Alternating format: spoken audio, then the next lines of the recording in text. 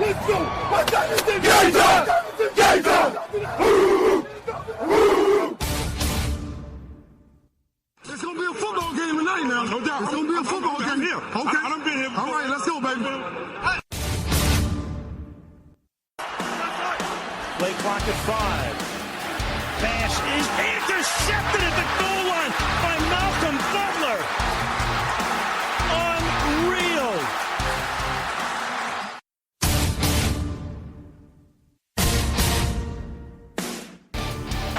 And the Ohio State Buckeyes are the first national champions of the playoff era.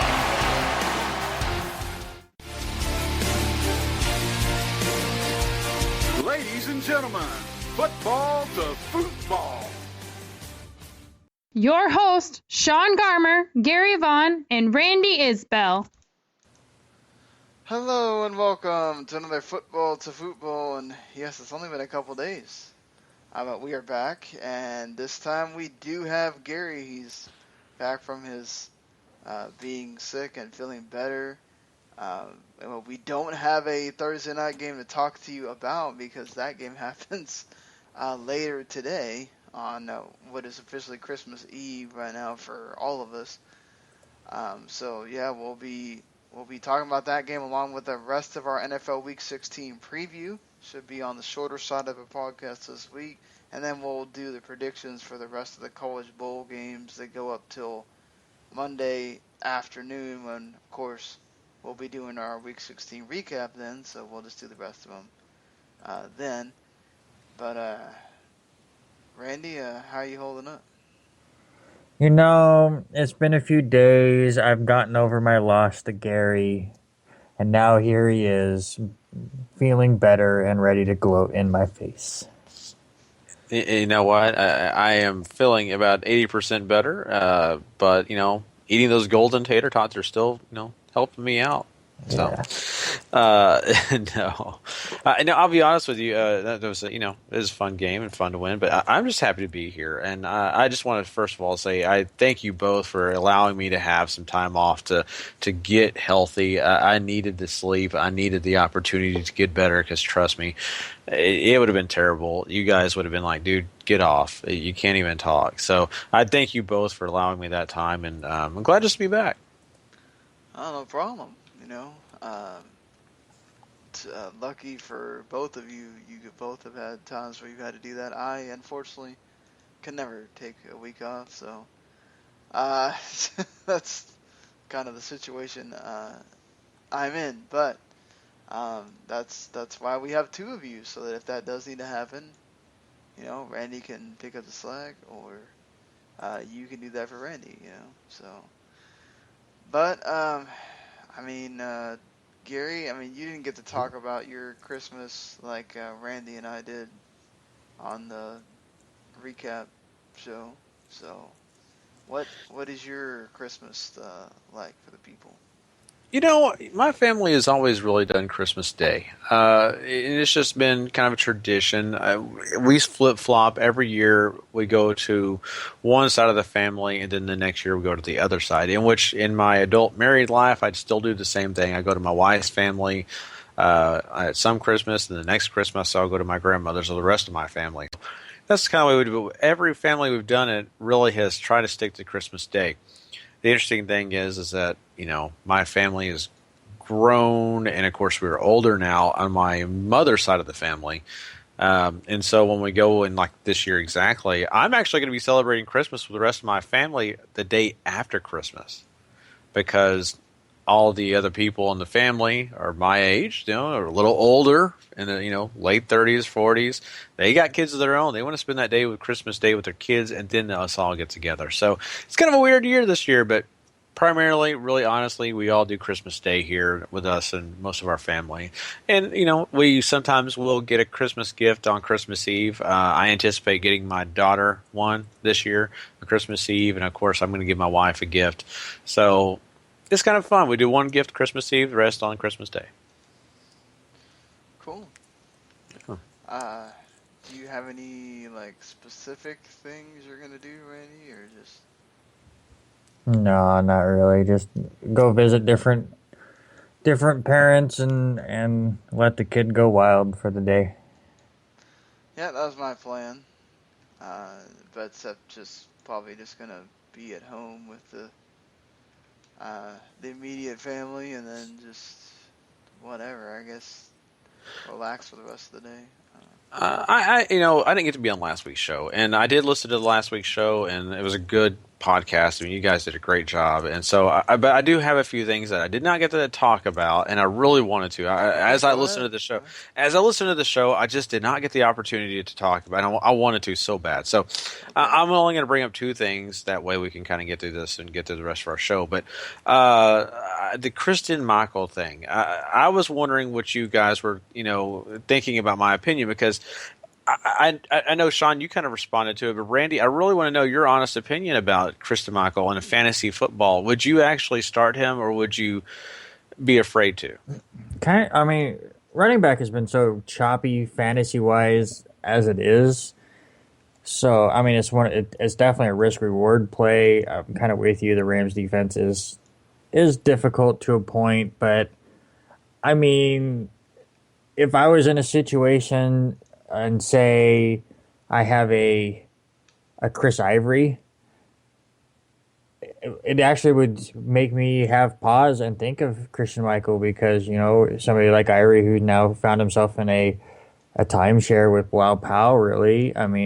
Christian Michael seemed to take over that entire role. So there's so many different things you have to look at, because basically you're down to that 1 week. So it's now just throwing in the best matchups and the people that have the job. So, yeah, he's definitely an interesting name to look at, that's for sure. Yeah, and Sean, I heard you kind of making a few comments about him too, and I definitely agree with you when you were talking about the fact that if you're in a deep league and you got nobody else, and these are the kind of guys you do get in. And in fact, man, Sean kind of honestly made me do the fantasy picks last week, because I was like, Sean, no one's going to be picking these guys up. These are all sleepers, really. They're not. Sean's like, well, you never know. There's a guy out there playing in a 16-team league who's desperate and may need one of these guys. Mention him. I said, okay. And Christian Michael, maybe a guy I should have put on that list. And so he is definitely a deep sleeper. The other thing I just wanted to kind of throw out there is, and I don't think you got to it, Randy, was the Aiken comment, and we had it on our run sheet of things we want to maybe possibly talk about, but I think Aiken as a top 20 fantasy pick, as I thought this week, and I really was thinking about my answer was to you, that is he a top 20 fantasy pick for next year, at least fantasy receiver, and I really feel like he could be, even with Steve Smith there. But Steve Smith not being there, it's a solid yes. With Steve Smith there, I still have him pretty. If he's not in there, he's right there on the edge. But that's just me. What do you guys think? The thing that I like about Aiken more than anything, it's he is doing all of this with some of the worst quarterbacks you can look at. Obviously the injury to Flacco has put that situation in complete disarray, and they lose Steve Smith, and he has definitely stepped up to the job, and whoever is the quarterback for Baltimore has been able to rely on him. And in fact, I am in a championship match of my own where I have Randall Cobb and T.Y. Hilton, and I'm benching both of them for Kamar Aiken and Tyler Lockett, and I'm not even thinking twice about it.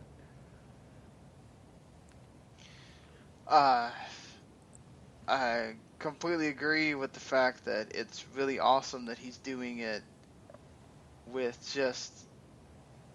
it shows you that he's actually good, because it doesn't matter who's throwing to him. It's not like all of a sudden, Joe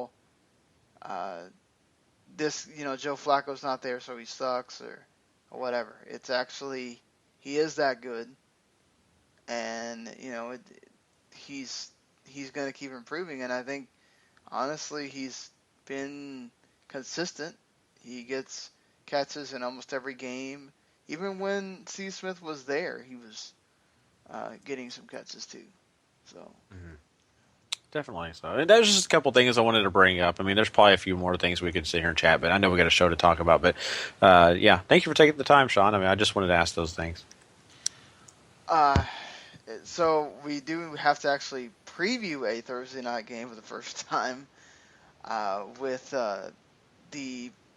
it's in Oakland, correct? Or Yes. is it in? So it's in Oakland with them taking on the Chargers. The Chargers just went through their final home game. Now the thing is, apparently nobody feels like, at least from a Oakland perspective, that the Raiders are moving.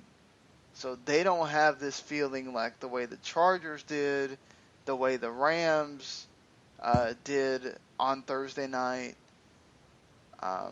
that, this is the final home game ever, or nothing like that, because they feel like it's just going to be one team. They don't feel like it's going to be both Oakland and San Diego, which is weird, because I would have figured that all the talk has been that it's going to be both of them. But yes, this is Oakland's final home game of the season against the Chargers. A Chargers team that is pretty much reeling, even though they still stay competitive. What are you guys looking at here? I don't know as much as they've really been competitive. Yeah, they went out last week and completely destroyed Miami, but that's another team that has completely given up on the season. They came down to the final play against the Chiefs. I mean, no, that's true. And really, I mean, to me, that game is so weird because Kansas City dominated most of that game. They just did not put them away. And then San Diego has this crazy last drive where they get 2 4th-down conversions and get down into it. But I haven't seen a ton of fight other than, of course, their final home game last week and all of the emotions there. It's tough for me to see them going from that emotional of a high to playing Oakland on a Thursday, just a few days after with all the Christmas stuff that wraps around it. And it's just one of these games where, I mean, I doubt I will watch even a single play of this live, maybe in the background while we're doing family stuff, but I just don't see this being a very competitive game. Do you think that they're going to focus more on the run here? The Chargers are now, it's all Danny Woodhead because Melvin Gordon's on IR, but for the Raiders, is it more about Latavius Murray, or is it still going to be about Derek Carr throwing it to whoever? Because we've seen games where Amari Cooper is not effective at all. We've seen games where he is. So Derek Carr doesn't necessarily just throw it to one guy.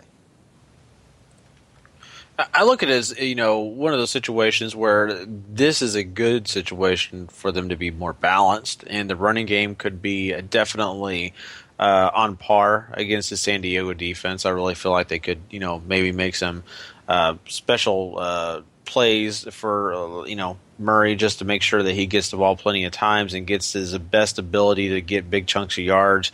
And you could definitely look for that. But to me personally, this team really does lean on Carr and his ability to throw the ball and to get the ball out to guys like Cooper and Seth Roberts and, all his weapons that he does have. And so I just kind of lean towards the pass a little bit here. But if there's any scenario where the run could definitely be a big, hit, this could be one of those possibilities. Well, do you think the Mac attack goes off again, considering that Chargers makeshift offensive line the way it is? Do we see another big game for Khalil Mack? I'll give him 2.5 sacks in this game. Ooh, let's see here. I think I'll up that. I'll give him 4. Does Phillip Rivers go over 300 yards? Ooh, you know what? Let's be honest. The Raiders have not, been stopping everybody when it comes to the pass defense, and they've allowed a lot at times. I'll say, yeah, sure. I think Randy's making sure on that one. He's probably looking up the stats, which I don't have in front of me. Well, that's smart. That's good. It is. Hey, we all have computers in front of us, and sometimes we don't use them. Yeah, But that's me. Yeah, I'll say over. I mean, he's right. They're bottom 5 for passing yards against But I mean, I like I said, I don't think it's going to be competitive. But junk time is So junk. Raiders, Oh yeah, Raiders Raiders. at home. Then. Mhm. Raiders. All right, everybody picking the Raiders. So we move on to a Saturday matchup, the day after Christmas. A huge matchup in the NFC East that can determine a lot of things, as in, can the Cowboys get to play ultimate spoiler if the Eagles win? The Eagles could have, technically have to come to a do or die game. Well, either way, they're going to have to come down to that game because of them losing the previous game. But uh, they could technically basically come down to that game means nothing against the Giants next week if they don't win. This is in Lincoln Financial Field where we saw the Cardinals absolutely destroy them. But then, we also saw the Buffalo Bills come in there, and the Eagles kind of took it to them. I think the Eagles won the first matchup, correct? Or did Washington win? Why am I blanking? Washington won. It was back in week 4. Okay, yeah, Washington won. So, do you think Sam Bradford gets it on this Redskins defense? I mean, it is away from home where the Redskins are terrible. So, Sam Bradford outperforms Kirk Cousins here. Yeah, I mean, honestly, since coming back from his injury, Sam Bradford has actually looked pretty good. Uh, he hasn't exactly gotten all of the help in the world as far as like the running game goes, but they went out there against the Patriots and the Bills, and they, two very difficult teams, and he played pretty well. Obviously, the game against Arizona completely got away from him. But, I mean, even in that game, I thought Sam Bradford looked pretty good. And like you said, Cousins still has his issues on the road, and I don't think this is any different. So I would say yes. Do you expect Ryan Matthews to have a big game here, considering the Redskins have been very on and off about whether they stop the run, and he's obviously been the guy for the Eagles when he plays. I mean, last week, DeMarco Murray got a total of 2 carries for 3 yards. I will say it, if there's been a bigger waste of money besides Dwayne Bowe, it's been DeMarco Murray. What do you think, Gary? Yeah, I think, well, you're definitely on par with Ryan Matthews being the main ball carrier here. He's going to get the Hogs load here. But I will say this. I think that, he's going to have a pretty decent day. I'm not willing to say he's going to go run for 200 yards and get 2 touchdowns or anything like that. I think the Redskins defense is better than that. But I could definitely see where he may reach 100 yards, maybe 80. I'd say around the 80 to 100 yards range, and probably a touchdown. I still think that the Redskins defense is better than that. In the passing game, no, they are terrible when it comes to secondary. But the running game, I think the running defense can hold him a little bit. Deshaun Jackson against his old team. Something here to that? I mean, is that, like, I personally, in one league, I have both Jackson and Garcon. Should I start Jackson because you feel like he's going to want to have a little bit of vengeance on his mind? Because he didn't play in the first game. Yeah, I mean, I always look at that as being a, motivator. And for me, yeah, Jackson, what's funny is, he may not be getting the most looks at times, but Jackson's a home run hitter. And he's a guy that I think they'll be looking at, and I think Cousins will be able to find him. Cousins found him in tough situations, and if you'll look at it, when Cousins gets in trouble, he looks for Deshaun. So I think I would probably start him over. Is it going to be a big difference? I don't know that.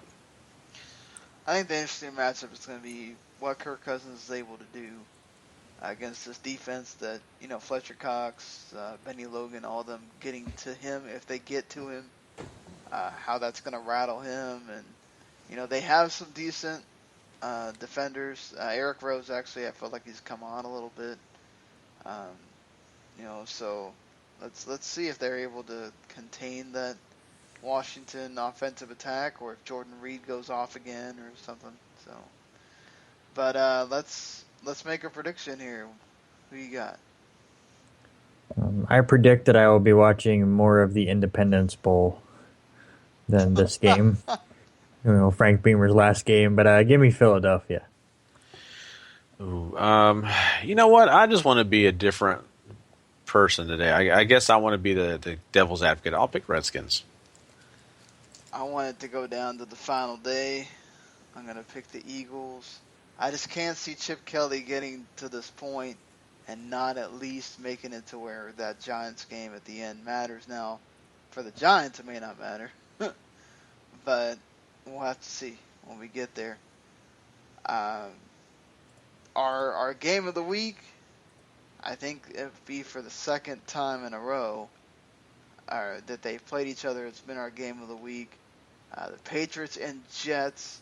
Of course, Randy's Jets. I mean, basically they have to win and hope to get some help from other teams, namely the Broncos losing on Monday, or perhaps the Steelers somehow losing to the Ravens, or the Chiefs somehow losing to the Browns at home. That's not happening either. But hey, it's actually I don't know, man. What do we think? Do you think the Packers and Cardinals is more of a game of the week, or the Jets Patriots? Both matchups are pretty good, but man, it's hard to go against the New England Patriots and Jets because, I mean, let's be honest, these are two tough teams that are going to battle it out. But I mean, both games are pretty solid. I don't know. I mean, what do you think, Randy? Oh, I'm biased, just because it is a divisional matchup as well, and their first game really came down to the wire. I mean, Brandon Marshall gets that false start at the end of the game that basically ends any chance for the Jets to make their comeback after getting the onside kick. I think because of the rivalry, it adds a bit to it. And I'll be honest with you, in my personal opinion, I really feel like the Jets are the better run for the money to beat the Patriots, and I really do that Green Bay can beat the Cardinals. So that's why I kind of like them as game of the week. All right, let's go with that then. We have Revis against Brady. You got Gronk against the rest of that defense of the Patriots. You got the Patriots defense, who again are going to be banged up on. So Patrick Chung's now out. We saw Brandon Marshall have some issues. Eric Decker had that scary, or he was down for a little bit, but he got back up. Who do you think wins this matchup here with Fitzpatrick and the Jets offense, or is it the Patriots kind of doing what they always do? We've seen Fitzpatrick kind of come on and be this. I mean, he's certainly overachieved as what you thought he would at the beginning of the season. And, we've seen Tom Brady struggle at times now without Edelman. Amendola's banged up. We don't know if he's going to play. LaFell did have his best game last week, but they were also playing the Titans. So, yeah, this matchup is so curious for me because obviously, like you said, the Patriots are very banged up. Do we see Steve Jackson in this game? And even if we do, will he be used? Because you have to remember, in the first meeting this year, the Patriots had 5 designed running plays in the entire game. I mean, Brady was the leading rusher in that game, and he threw it 54 times. They came in with a game plan against the Jets. What was it, week 4 or 5 is when they played. It looks like week 6. And they stuck to it. So I'm curious if they do the same game plan or they completely reverse it. The Jets, obviously, exactly what they're going to do. They're running the ball with Chris Ivory and Bilal Powell. They're trying to find Brandon Marshall and Eric Decker. I mean, that's who the Jets are on offense, and it's if you can stop them or not, really. Yeah, it's I mean, basically, the Patriots are going to have to try to get to Fitzpatrick. They have to. It, I don't know if they have the corners to deal with both Marshall and Decker. I think that's a mismatch there that Fitzpatrick, it's time he can exploit. Will Chris Ivory be able to be? You think Chris Ivory's a bigger factor in this than he was against the Cowboys, Gary? It just depends on what the Jets let him be. That's the thing, and they've been so focused on giving Powell plenty of carries and mixing him up more in the offense. I don't know if he's going to be a bigger factor. I definitely wouldn't bet any money on it because, let's be honest, as of late, he has not been the main guy. And it is confusing to me a little bit. Randy could actually answer that probably better because he follows his team very closely. But it just doesn't seem like they're going to allow him to be a big effect. Yeah, ever since he got injured, actually, it might have even been the Patriots game or the week before where he tweaked his groin muscle. They've just kind of slowly been taking him out of the offense. He just doesn't have that burst of speed that he had at the beginning of the year, and I think the Jets have realized that, and Bilal Powell definitely has that burst. I mean, if you go back and watch that Dallas game again and just see the different style of running between Powell and Ivory, and just if you take the name off the jersey, you would think Powell is the better running back out of the two. So I actually think Powell might be a bigger factor than Ivory in this game. Mm-hmm.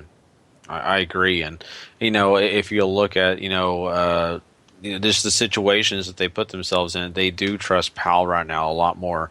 And they do get Ivory still mixed in that mix, though. You can't forget about him. It's just the fact that like Randy just said, they just taking a little bit of backup seat for him just because of the injuries. Yeah, I just this is gonna be like a really nice game to watch just to see what the battles are going to be. Are they going to be able to block for Brady? Is it going to be the Jets defensive line hurrying Brady a lot? It's the same thing on the other side.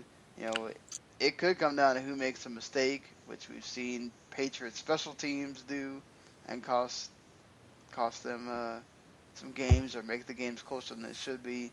So anything can happen in these divisional matchups. It is at MetLife, so that's another factor as well. But who you got?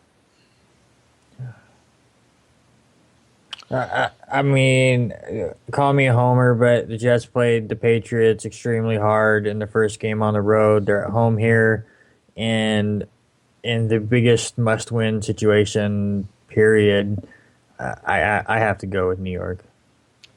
Randy's onto something here. I feel like right now this is the best opportunity for the Jets to win, especially against the talented Patriots team. Am I sold it's going to happen? I'm really just I have to see it to believe it, and right now I just don't know if I can believe it. I've got to go with the Patriots here, but it's a very iffy pick for me. I'm going to go with Jets. Patriots are not saying that this matters or anything, but if they lose, they would still have the 1 seed because the Bengals they have that loss, the 11-3. The Broncos are 10-4 right now. So I think the Jets played them really tough the first time. They have a lot more on the line here than the Patriots do. I think that really motivates them. Fitzpatrick, he's playing the way he's been playing, and the banged up nature of the Patriots kind of rears its ugly head here. So I'll say the Jets win. We move along to another 1 o'clock game, a divisional matchup. The Texans going to Tennessee with a no Marcus Mariota against Mettenberger. We know what this defense for the Texans has been able to do. Hoyer's going through protocol. It seems like he's going to be okay, but there's a chance that it's Brandon Weeden. Does that give the Titans any kind of shot here if it is Brandon Weeden, Gary? I mean, Brandon Weeden is a strange kind of quarterback because what we saw in Dallas seems to be maybe not what he really is, I don't know. It's kind of confusing. He didn't perform just, terribly last week, so it makes you believe that maybe there is something there with him. But does he give you the best shot? I mean, I don't know. But they don't really have any other options, really. But I just think that, I'm not really ready to just stand on a hilltop and say this guy is going to just do amazing. I think he's still very average. What do you feel like, Randy? Honestly, I don't think it matters who's the quarterback for Houston. You look at Tennessee and the way they played this year. They have 3 wins. One was against Tampa Bay to start the season when it was rookie quarterback versus rookie quarterback. But other than that, their only 2 other wins this season were against the Saints and Jaguars, 2 teams with terrible defenses. And anytime they played any kind of opposition that had any kind of defense, they got blown out. So it's going to be a rough time for Mettenberger against that Houston defense. And I think you or I could quarterback Houston to a victory here just because it's really on the other side of the ball where Tennessee's going to have the problems. Yeah, I could definitely understand that, and that it also kind of brings up a fantasy question. Would you definitely start Brandon Weeden over Mettenberger? Oh God! If you're in the finals and you have to start either of those guys, Yeah. something went completely wrong for you. There has to be other options other than those 2, I think. But I mean, feet to the fire. Yeah, I would have to go Weeden over Mettenberger. Yeah, same here. That being said, we kind of know what this is. Texans, everybody? Yes. Yeah, I'm taking Texans. All right, so we get to another game that's rather similar. Johnny Manziel going into Arrowhead Stadium with a defense that doesn't really stop people against a Chiefs team that has been everything dominant defensively. They have been efficient offensively. Doesn't matter who's running the ball. They seem to be doing okay. Go ahead and say it, Sean. Super Bowl contenders. Until they get past that wild card round, I'm not calling them that yet. What are you talking about? They're going to win the division, sir. I don't know that they are. There's still a chance that Denver's defense can make AJ McCarron look silly. So we don't know that yet. But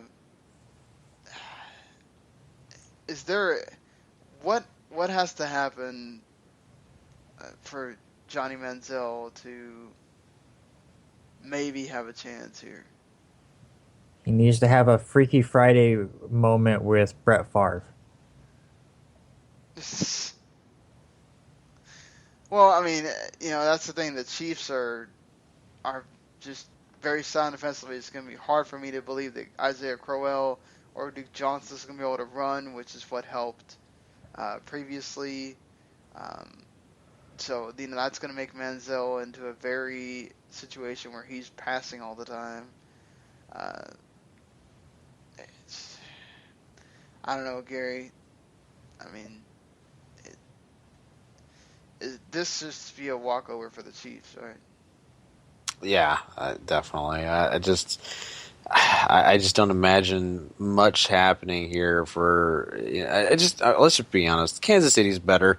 They're going to take care of business. That's all you really need to know. Are you scared about starting Gary Barnidge in this game? I am a little bit nervous. I'm not as nervous as I was last week. Last week, I just knew it was a death sentence because, look at the safeties that, he had to face in Seattle safeties, like, Cam Chancellor's over there. You also got, Earl Thomas. But this week, as talented as Kansas City's defense is and their safeties aren't bad, I'm a little bit more comfortable playing him this week. But, still a little nervous. Everybody picking the Chiefs? Yes. Yep. Okay. So we got Colts, who are still vying for that AFC South division, going into Miami, which the Dolphins have basically a 2 wins and 4 losses at home. Not a good record at all. They're 5-9. They've had their moments where the offense can look good and the defenses can look good, but most of the time they end up failing on one of those or both of them.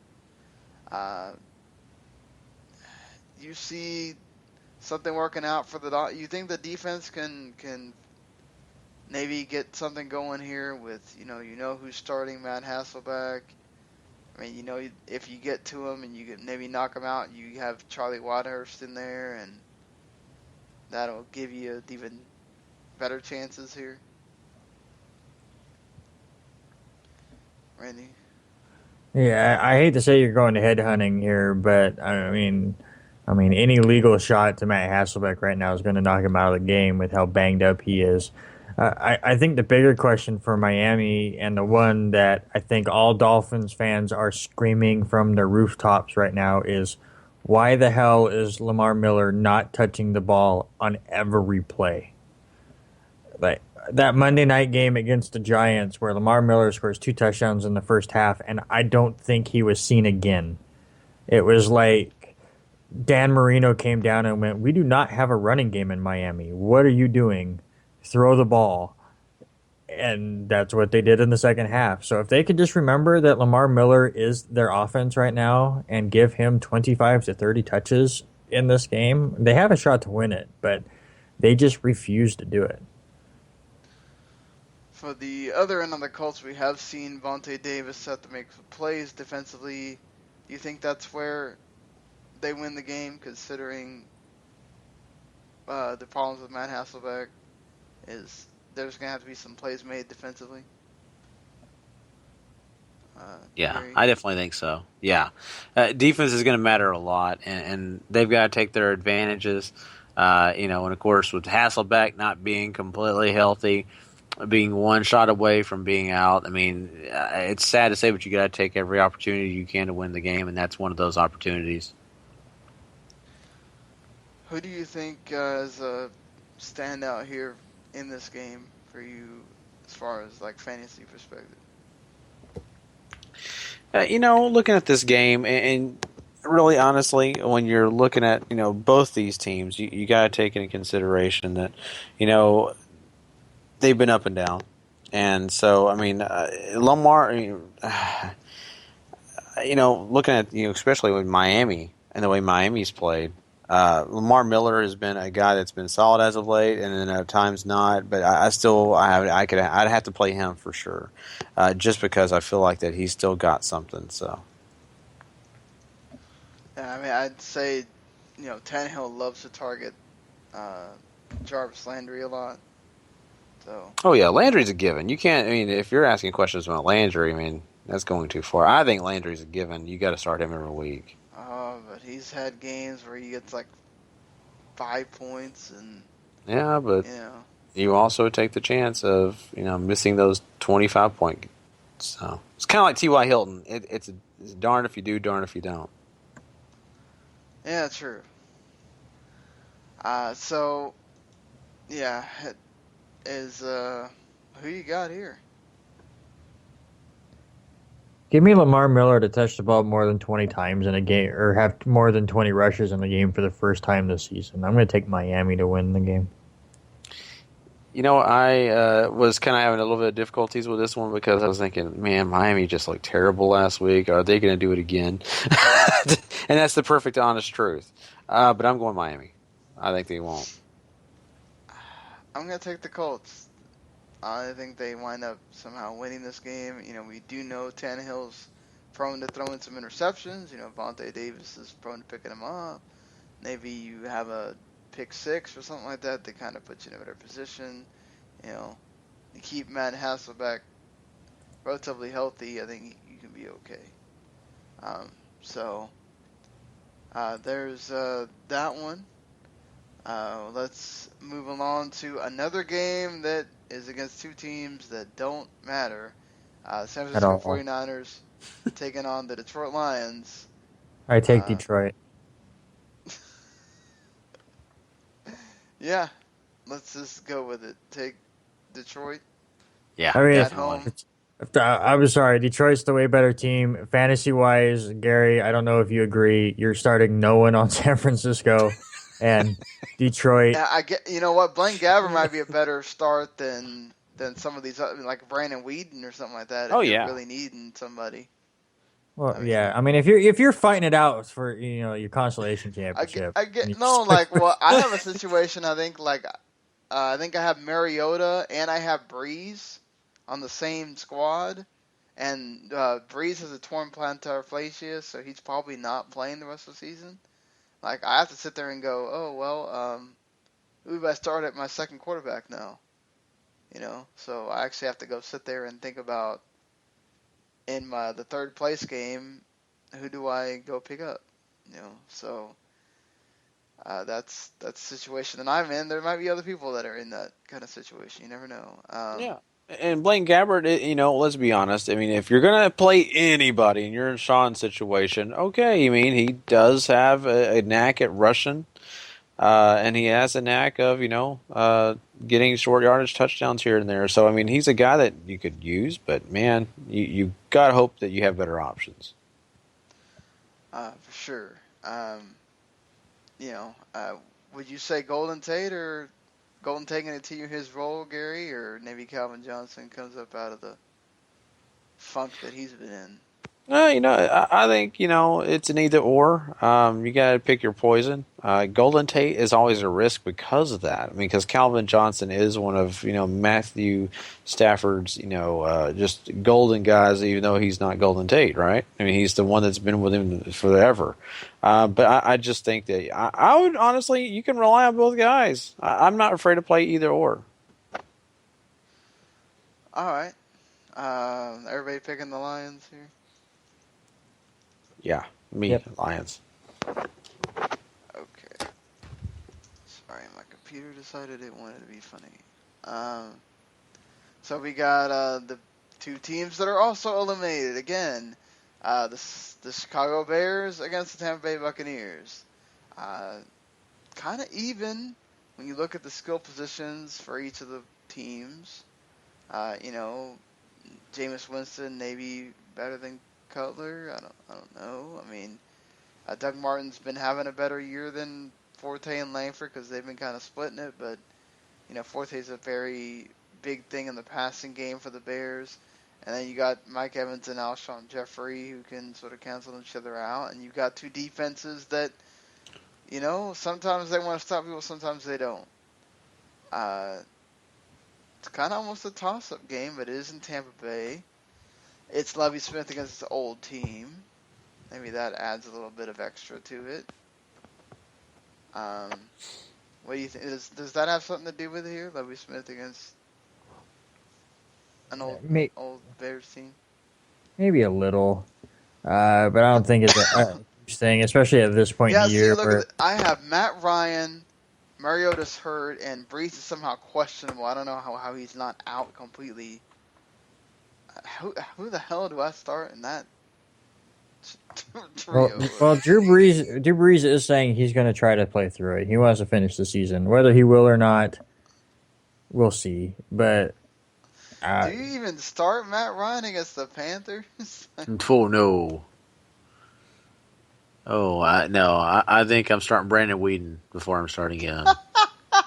See what I'm saying? What do you think, Randy? I mean, that's still Matt Ryan. yeah, listen, I think this game's going to be a lot. We'll get to it in a second, but I think it's going to be closer than the first attempt. But do I have any confidence in a Matt Ryan? No. Not really. I'm gonna. Okay, so there's Tannehill. Then Blaine Gabbert, then Osweiler. I think that's Manziel's there too. Osweiler looked okay. I would take Osweiler, I think, out of that group. Yeah, me too. I agree with him on that. But go back to this Bears Buccaneers game, Gary. I got an interesting a philosophy question for you, because so obviously both these teams are basically out of it or completely eliminated. I can't remember if I think Tampa Bay is completely out of it. Out of it, yes. Okay, so they're both completely out of it now. So, say you're in your finals and you have a Matt Forte or a Doug Martin. Obviously, you're starting them no matter what. But so it's not really a stardom sit-em question. It's just for the coach, like real life coaches situation. Are you worried as a fantasy owner that now that they're eliminated, we're going to see a lot more Langford or we're going to see a lot more Charles Sims here because it's okay? Let's see what our young guys can do. Do you think one of those two backups could be startable in a flex, or do you think it's? I mean, you're going to see a lot of Forte and Martin, and nothing's really going to change. I've started Sims before, and he has games where the thing with Sims, he can go on a screen pass and get you like 50 yards in one. Well, I understand that, but I'm just saying now that they're eliminated, are we going to all of a sudden see him get even more touches? Yeah, I definitely think so. Especially with Chicago and their future, with Forte's contract being up. I mean, Langford's definitely a guy I think they're going to try to use a little bit more than they have. I mean, what is it going to help them to play Forte a ton? They're going to win games if they can, but I think that, you want to get the evaluations done before you get to the off season. So yeah, I think Langford definitely, I may even choose him over Sims, even though Sims has done well. I like Sims too if you wanted to take that chance and take that risk. But man, Langford just seems like a good choice for me. Yeah. This is a tough one for me because this is Tampa Bay is at home, but Chicago's been feisty. I'll say Tampa Bay wins this one. Give me Chicago and their feistiness. I will take Tampa Bay as well. All right, so let's move up here to two teams that are also eliminated. It's in Buffalo. The Dallas Cowboys going into Buffalo. Jason Garrett says he is in I'm wanting to win mode. You got Kellen Moore making his first start against a Buffalo defense that traditionally has been good, but this year they have not been themselves at all. What can you really expect here against Kellen Moore, against Rex Ryan, that he's going to want to blitz a lot? What do you think, Gary? Yeah, I could definitely see him wanting to blitz Kellen Moore a ton, and I definitely think it's probably going to happen. But it's also one of those risk-reward situations, and Kellen Moore seems to be, at least a little bit more accurate than Castle's been. So it all depends on really how the Dallas Cowboys offensive line holds up in this, and they've been very iffy at times this year. So I'm not sold that Kellen Moore is going to do just great, but I'm also not sold that really this Bills defense is what it was advertised. I was a big proponent for them this year. I was really excited about what Buffalo's defense could do, and they've kind of just really let me down. So I think that Kellen Moore could have a decent day. All right. Well, speaking of that, Darren McFadden needs 102 yards to get over 1,000 yards for the season. Does he get that in this game?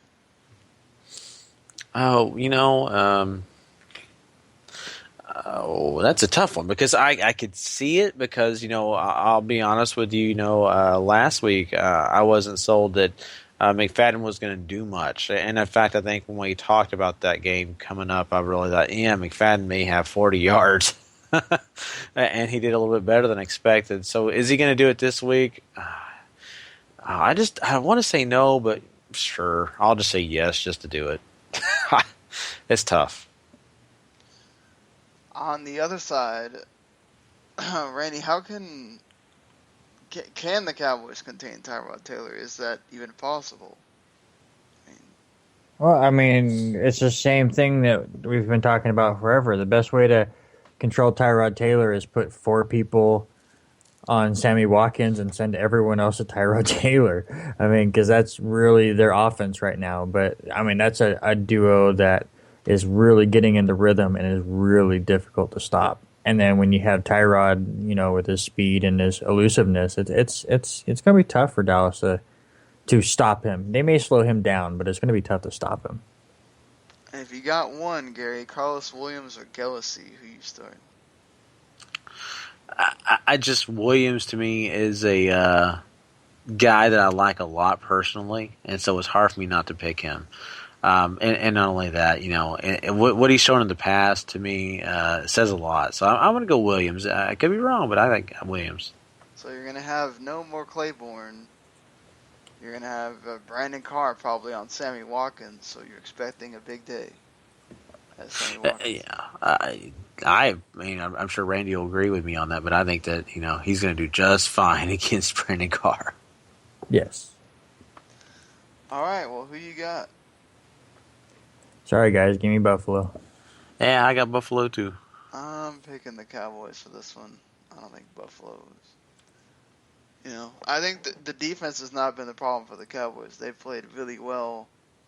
I'm going to give Kellen Moore a shot here to win this one. Now let's get down here to a Panthers team that is 14-0, taking on Atlanta at home. Basically, they have to win and hope for some stuff to happen, to get a lot of stuff to happen to get in the playoffs. They're still technically in it. Honestly, I know what Randy's been saying, all the stuff they're going to do. I just don't. I think the Panthers come in here and roll. I feel the same way. Excuse me. I don't see anything that's really going to give them. We also have to remember the Falcons didn't look that great against the Jaguars team. Well, that's what I was going to say. I just don't see any way that Atlanta's going to get the motivation. I just don't see it. I don't see them getting up for this game just because it's Carolina. Well, of course they're going to get up. It's a division game. They're facing a 14-0 team. That's as much. They have a slight chance at making the playoffs. So they definitely have the motivation. Do they have the talent? I don't think so. I don't see another 38-0 just drubbing coming in this game. Do I think that Atlanta's going to pull this upset? No. But I think they can keep it within a score for a while. I think this is going to be a little bit more stressful for Carolina fans, especially compared to the last one. Yeah. This is one of the situations which I'd never want to copy another podcast, but, if you ever listen to the fantasy football, ESPN's Fantasy Focus, how they do the put it on the board thing, This is where I'd like to do that with you, Randy, but we don't have that, so. Well, how many touchdowns is Cam Newton going to put on the board here?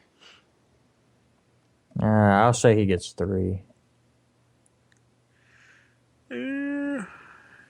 Yeah, 3 sounds like a good number. I'm going to go with 4. Is Jonathan Stewart okay again, or is he still not playing? It didn't matter. Cam Newton still got 100 yards rushing last week. So. He didn't practice Wednesday, so with us doing the podcast a bit earlier, it's very tough to say, but he hasn't practiced yet. You really have to wait till you get later. Friday is a big indicator. The thing is, Marcus Trufant aside, I just can't think that. Ted Ginn has been developed into a damn good deep threat. He's got Corey Brown back. Greg Olsen is still Greg Olsen. He may not have Jonathan Stewart, but I feel like when you're counting on somebody to come in there, and the way Cam has been playing, and the way Matt Ryan has been so up and down, and Josh Norman's going to take away Julio Jones. He's going to make Julio Jones have to suffer for it, and then who the hell is Matt Ryan going to throw to? They gave Leonard Hankerson away to the Patriots. So who? I don't see it. Panthers roll.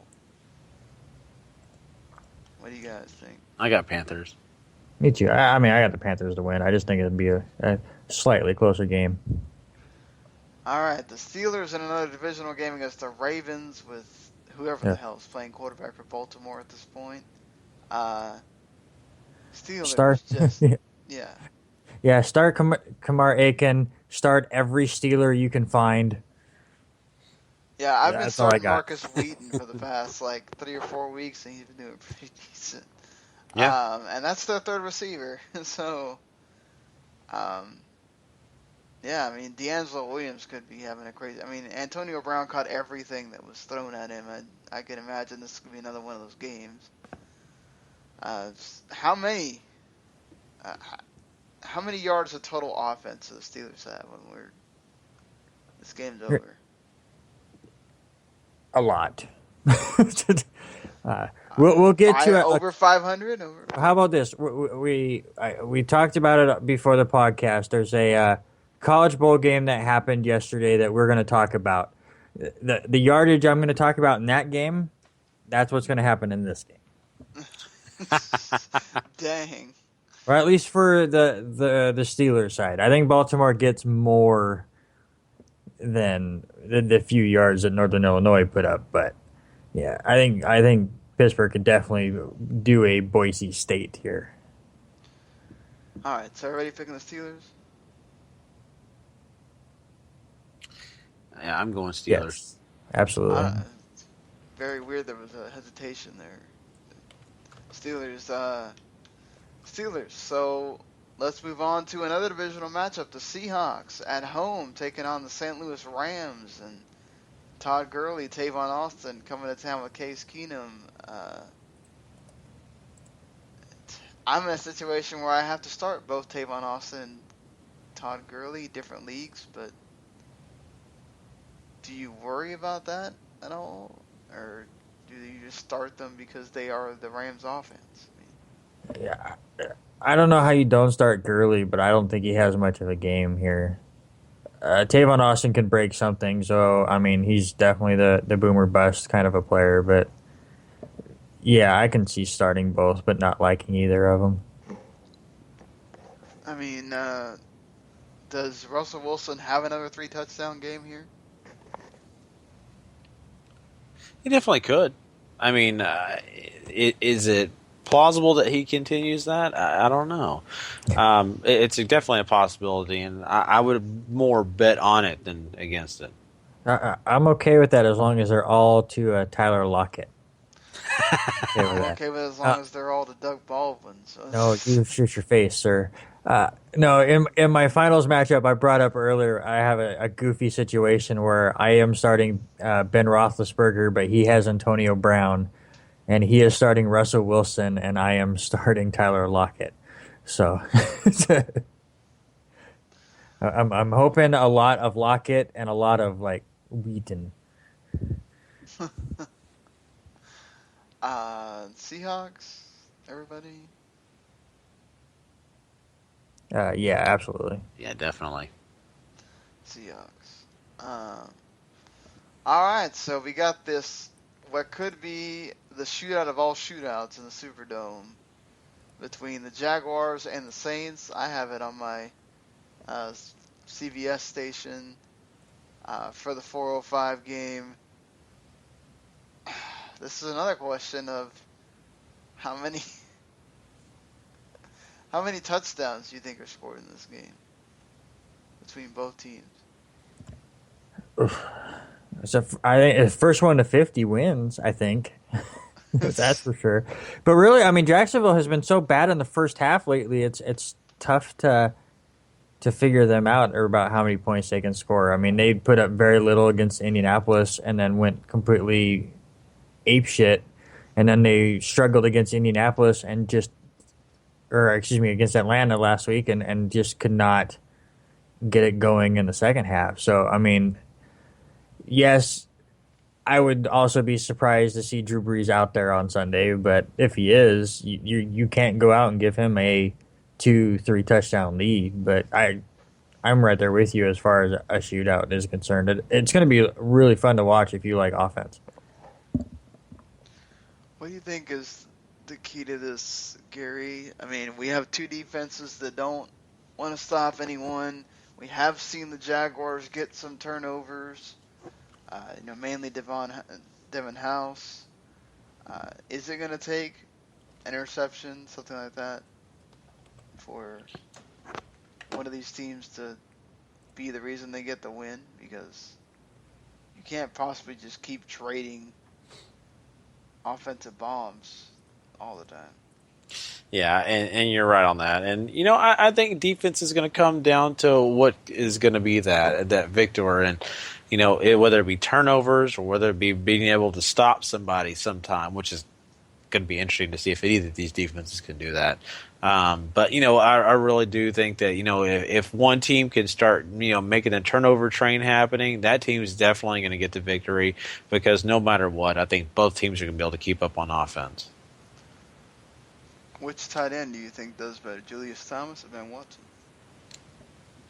Well, that's a really good question because, these guys are pretty solid. And trust me, Ben Watson has been awesome. But you know what? I don't know how healthy Drew Brees is. And, even a 70% Drew Brees is better than most quarterbacks. But I'm going to edge mine to Julius Thomas. I know it's probably crazy talk, but, I just think that Julius Thomas could be a big factor in this game, and I just don't know if I could trust what Drew Brees is going to have happen, or if he may miss the game. You never know. He may miss it. Well, who do you have here? I chose Jacksonville, even though I don't know that I'm sure on it. Technically, Jacksonville not eliminated from the playoffs yet. Yeah, as of now, I have New Orleans, but if Drew Brees gets ruled out, I'm going to be switching it to Jacksonville. Same thing. I have the Saints for now, with Drew Brees not playing Jacksonville, which I think is fair. We just don't have the stuff in front of us right now. So we got three terrific games, 3 games that all mean something here at the end. The 4:25 game between the Packers and Cardinals, which I'll be doing on Ravel in Arizona, where the Packers have been 5-2 away from Lambeau Field this year. Cardinals 5-1 at home. Basically, the Packers trying to stay alive for that number 2 seed. It's an explosive Arizona offense against the Packers defense. It's been, pretty pedestrian against the pass. And they also have, some rookies starting in certain spots. No Sam Shields again. It seems like a recipe for the Cardinals to continue to just keep doing what they're doing. Right? Yeah, I think so. Arizona's just playing just lights out ball. Green Bay is just trying to hold on and make it to the playoffs with all the injuries, and the offense just doesn't seem to be clicking at all. It's so funny how, they lose Jordy Nelson at the beginning of the year, and they come out and start the season and look good, and it's just slowly deteriorating without him. And, here we are, week 16, and, it's like, oh, God, I wish we had Jordy Nelson. But they didn't need him the first few weeks, but here they are just slowly getting worse. Do you feel like you can trust Rodgers, Gary, to still get you some decent amount of points here? Or worry about that Cardinals defense? Hey, now I think this needs to be said right here. Tyrann Mathieu tearing his ACL. This is huge for the Cardinals. He plays so many different spots for them. He can blitz you. He can play safety. He can be a slot corner. I think that's going to be felt. But you still have they do get Rashad Johnson back. So you still have a Packers receiving core that has problems getting open. Once again, you got a fantasy league. Are you benching Aaron Rodgers for somebody on your backup? Unless your backup is a Bortles or someone else who's really played well and who's really solid, you're not benching him. I think he can get you decent points. Are you going to expect him to score you 25 to 30? Don't expect that unless for some reason the Cardinals slip up a little bit. But I just think that he's going to do decent. You got to fight through it and see what he can do because this is a major risk reward because you never know, he may get hot. Richard Rodgers may get 3 touchdowns because the rest of the receivers don't get open. If you're the Packers defense, what are you trying to contain? Are you trying to stop David Johnson? Are you trying to focus on getting Clay Matthews untouched to run at Carson Palmer? Because they don't have the corners to really be able to match up with a Michael Floyd and Fitzgerald and all that. Yeah, I think it's all about pressure for Green Bay on this. They got to disrupt Carson Palmer as much as possible and find a way to contain Johnson at the same time. I'm right there with you where if they're not able to get any pressure and Carson Palmer can just sit back and pick Green Bay apart, it's going to be a replay of what they did to Philadelphia, really.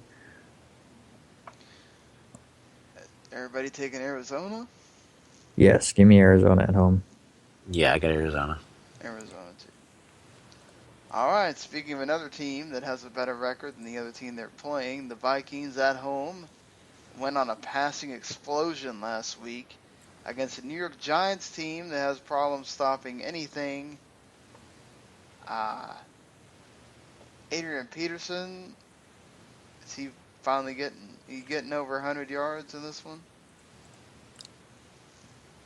I think you can. I mean, the Giants' defense has not been that great this year. I think that there is definitely an opportunity for him to get 100 yards. So, I mean, is it going to happen? I mean, I think there is still the chance that maybe he doesn't get there, but I think the likeliness of it is more than less. Now, this is the Vikings defense banged up, missing some people. That being said, they still were able to kind of handle the Bears. We do know that Eli Manning, he's going to be without Odell Beckham. He's almost got 4,000 yards passing, 32 touchdowns on the season. I mean, Odell Beckham certainly makes everybody better. But do you think it can kind of even out with the injuries the Vikings have, where the Giants can still be a threat offensively? Or is Odell Beckham being out going to totally diminish your chances here? Well, obviously him being out is going to diminish the chances, but I don't see the Giants having much of a chance to begin with, injuries or not. I mean, I don't know what it is about the Giants, but for a team that, I mean, yes, they're 6-8, so it's tough to even really call them a playoff contender, but they are. But even out of some of these 6-8 teams, I just have never really bought into what the Giants have done and felt like they're really a contender. So I see Minnesota kind of handling them, and it'll be even more interesting. I mean, I'm sure Adrian Peterson's going to go and he's going to play, but I mean, he's missing practices right now, so you see how close he is to 100% as well. But and McKinnon was fine. Yeah, anyway. Absolutely. So yeah, I don't see Minnesota having too much trouble in this game. You think Teddy Bridgewater? I'm not saying he has 5 touchdowns again, but maybe 3. Yeah, I can see him getting 3. Gary, what do you think? Oh, there's definitely that possibility. Like I said, we're talking about the Giants' defense here. But I may take slightly under. I'll say 2. All right, Vikings, everybody? Yep, give me Minnesota and give me a Green Bay, Minnesota player wins the division game next week. Yeah, I'm taking Minnesota. Minnesota. All right, so that was your Sunday night football matchup. We got Monday night football, the last one of the season. The Cincinnati Bengals, A.J. McCarron, your quarterback, against another backup, technically. Well, we still don't know, actually. Do we know he's Yeah, playing? we know. Yeah, Osweiler. They said Osweiler? Yep. Okay, so Brock Osweiler for the Broncos The Denver Just- defense against the Cincinnati defense. Just the way ESPN planned this out at the beginning of the season. Let's have an A.J. McCarron versus Brock Osweiler final Monday night game of the year. Does ESPN even have any play in this when they pick these? That's all the NFL, right? No, they have some say. I think NBC gets first say, and I think I don't understand how ESPN doesn't get a flex at all. It's because it's on Monday. You can change the time of something, and ticket holders aren't going to be mad. But if you hold it another day, or you push another game up a day, that's when you're going to start getting issues. When you start messing with work, or you mess with vacations. Oh, So that's true. I never thought about that, but that's true. yeah, it's like anything. It's a money issue. Yeah. So I mean, which defense when you're? Obviously, it depends on the other side, which quarterback, but which defense and which quarterback are you taking here to have the better game? Give me Cincinnati. I just think McCarron has looked fine. I mean, Osweiler looked good last week. I don't want to take anything away from him. He definitely put up some good numbers there in the first half, but he kind of fell off. And with McCarron, I mean, they were very, very safe with him against San Francisco, but he looked really good in that second quarter. And I don't see Hill and Bernard averaging less than 2 yards a carry against Denver, even though that is a tough defense. So he's going to get some help there. I think they allow him to open the offense a little bit more. And I just see McCarron having a better day. And then on the other side, like I said, Osweiler kind of buckles under the pressure. I mean, he felt the pressure against Pittsburgh and fell apart. Now he's going to get the pressure the entire game with Cincinnati. Gary, do you feel like that's going to be a key, is how much they give McCarron the keys to the offense?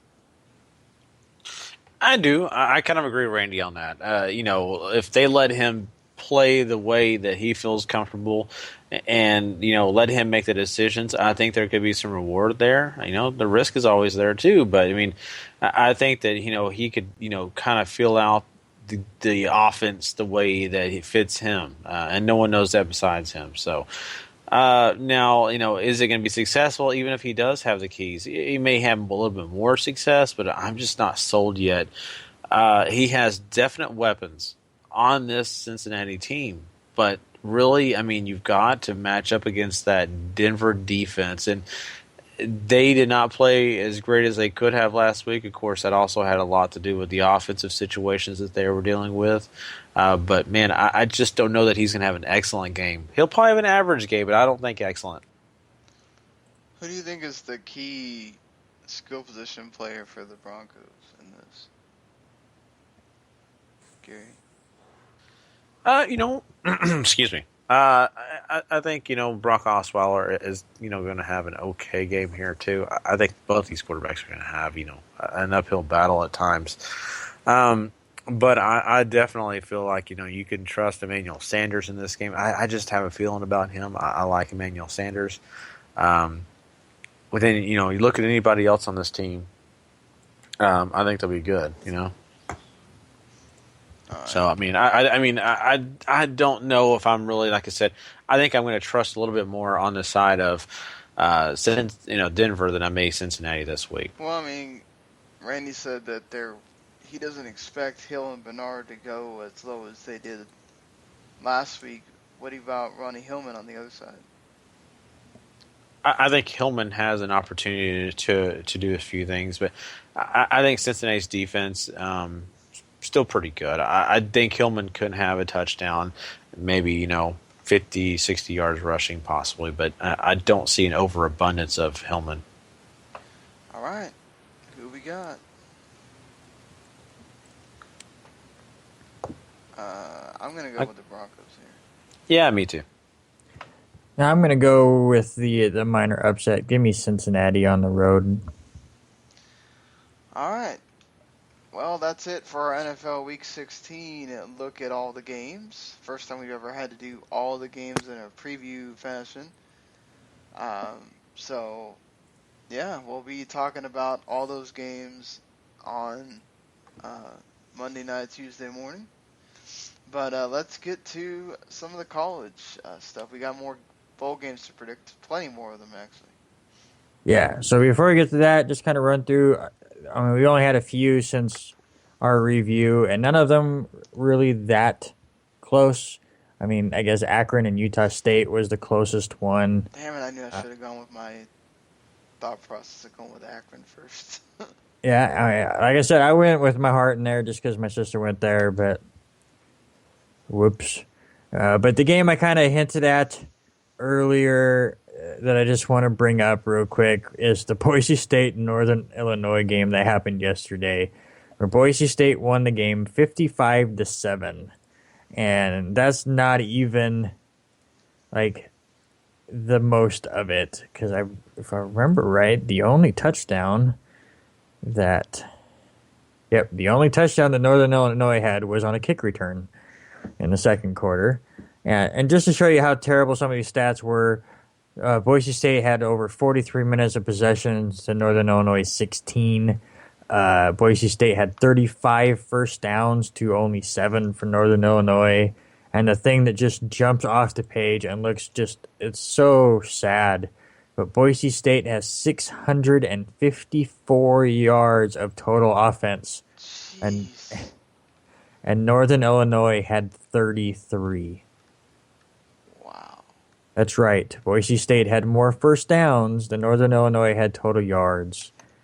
Jeez. Just a complete blowout altogether by Boise State to give that win. So hopefully you pick them. I think all of us did.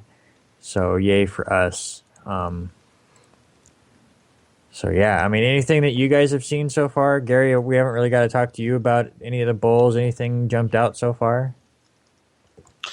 Nothing really particularly. I mean, besides that crazy Boise game, I mean, most of these games have kind of turned out the way we kind of expected, if you ask me. So, I mean, I haven't seen anything super spectacular or nothing I'm just really thrilled about, to be honest with you.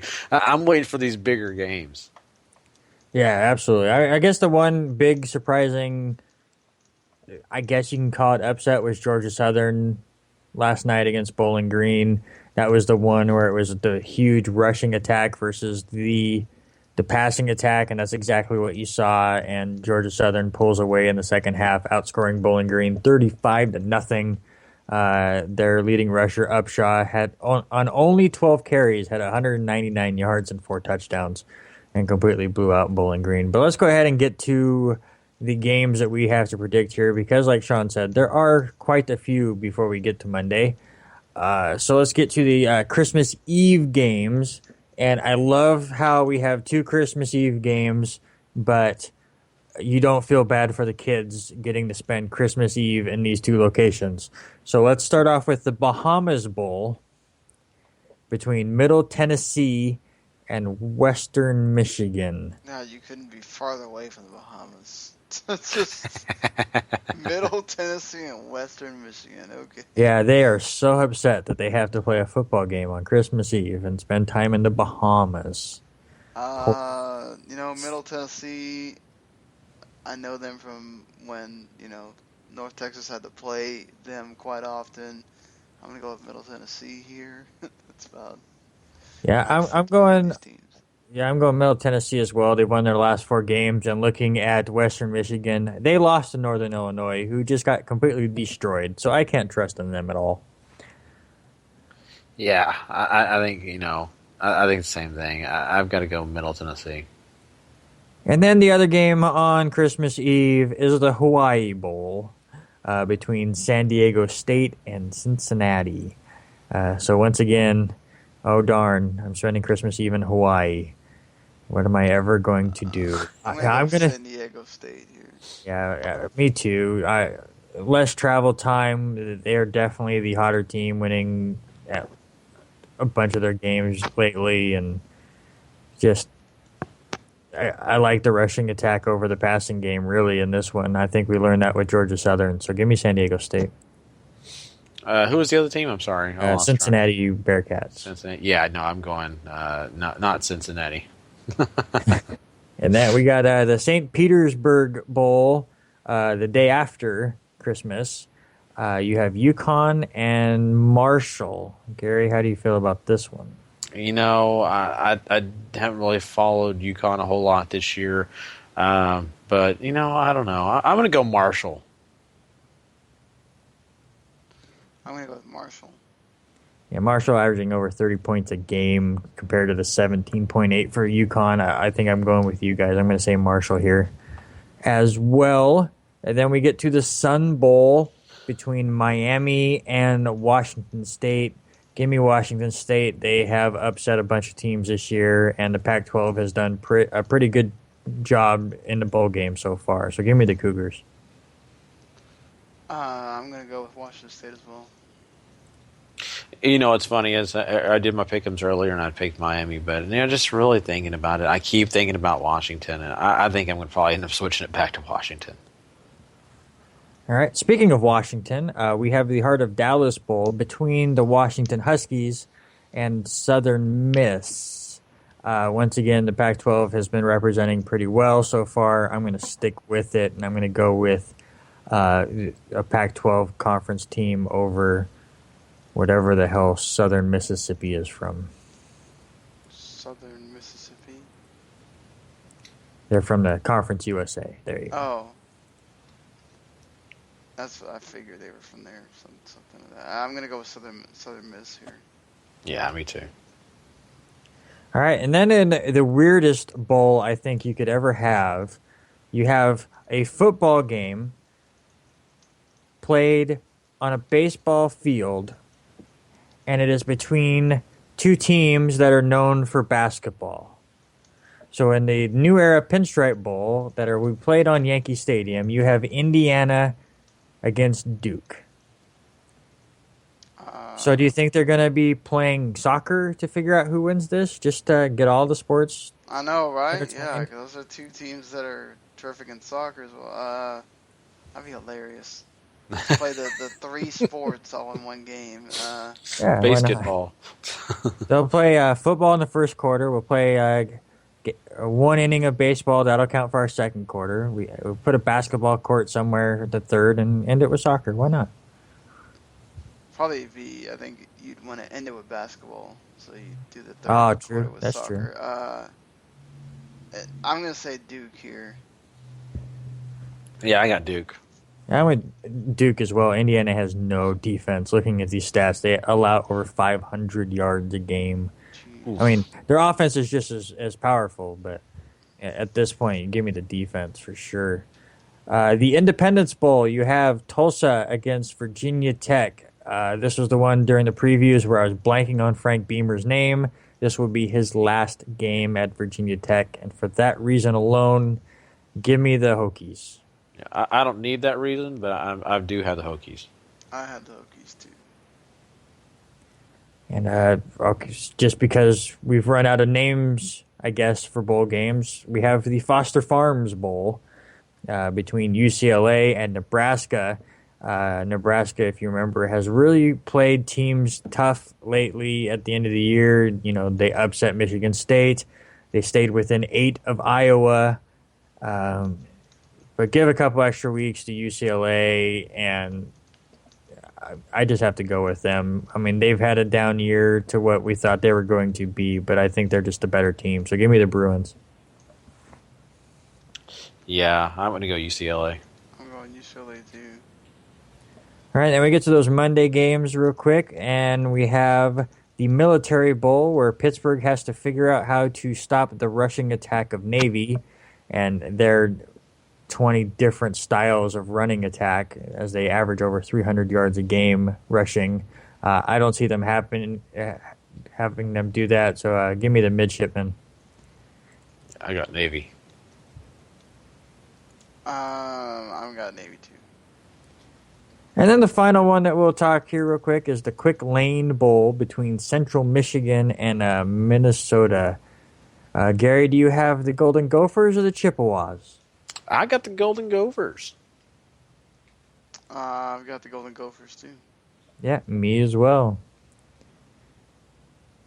All right, well, that does it for our College Bowl picks. So when we come back on Tuesday morning, uh, don't know if we'll be doing it the next day or on Wednesday, but we'll have plenty of bowls to pick. We're going to have to pick everything from the Armed Forces Bowl all the way to possibly the Holiday Bowl. So lots bigger matchups there, lots more tough decisions to make when we do our Week 17 preview. It's crazy we already be at Week 17 by then, but yeah, lots to get through there. So yeah, hopefully everybody has a Merry Christmas, Happy Holidays, Happy Hanukkah, Happy Kwanzaa, Happy whatever the heck you celebrate, or if you don't celebrate anything. As Gary said on the wrestling podcast, Happy Star Wars. That's what I'm going to go do after work later today. And then I'll get home, and I might still do that post-game raffle for the Raiders and Chargers, because that's what I've always done, I guess. Yeah, so hopefully everybody here and everybody around you gets to have time with your family or whoever you spend it with. And we will see you on Tuesday morning with our NFL Week 16 recap and talk about some more of these bowls. And yeah, and doing the post game for that Broncos and Bengals game, which hopefully is really good. Until then, enjoy your holidays, enjoy the games, and see you later. Peace.